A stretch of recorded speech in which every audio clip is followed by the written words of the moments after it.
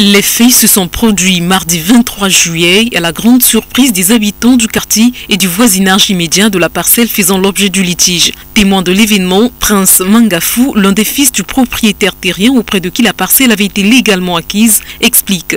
Cette domaine-là fut le domaine de M. Nguia, qui est notre grand-père. C'est lui qui a vendu toutes les maisons que vous voyez ici. Il n'y a jamais eu de litige ici.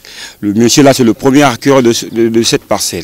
C'est le premier acquéreur, malgré qu'il n'a jamais construit, mais il y avait juste une petite fondation. Mais c'est le premier acquéreur dans cette zone-là. Joseph Marie Souamounou, propriétaire légitime de cette parcelle, dit n'avoir pas été avisé par cette démolition et ne comprend guère la situation. Pour l'instant, je ne sais absolument rien de tout ce qui se passe. J'ai été juste appelé par les gens du quartier qui me connaissent très bien, qui me connaissent comme étant propriétaire de ce terrain et qui savent que j'ai des travaux qui sont en cours dans ce terrain et qu'on avait déjà commencé les travaux, la fondation, il y a des briques, il y a du sable, il y a du gravier, il y a tout ce qu'il y a sur un terrain.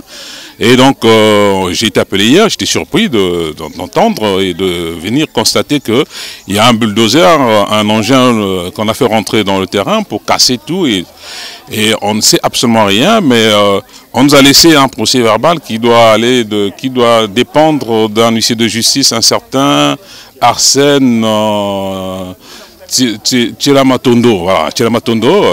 Je n'ai jamais été convoqué ni par ce monsieur, ni par un tribunal, ni par personne en fait. Consterné et très choqué par les méthodes utilisées par les auteurs de cette démolition pour arriver à leur fin, ce dernier lance un appel à l'endroit de la justice et des autorités de la ville.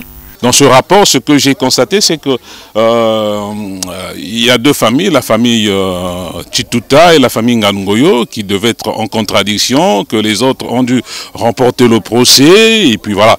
Alors c'est ceux qui ont remporté le procès, c'est eux les terriens d'ici, mais en ce moment-là, qu'est-ce qui devait se passer? Parce que là, il y a vice de forme, il y a vice de procédure, il y a pas mal de choses qui ne tiennent pas.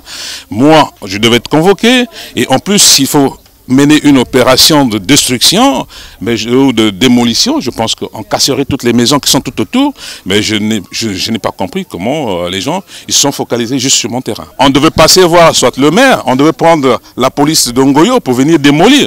Actuellement, ce qu'il y a à faire, c'est que je veux contacter le procureur de la République.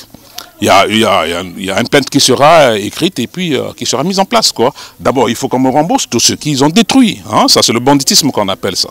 Ce litige foncier, qui n'est pas le premier du genre dans la ville de Pointe-Noire, devrait interpeller les pouvoirs publics qui doivent redoubler d'efforts dans la mise en œuvre des mécanismes visant à réprimander de tels actes et assurer non seulement la sécurité des citoyens, mais aussi de leurs biens.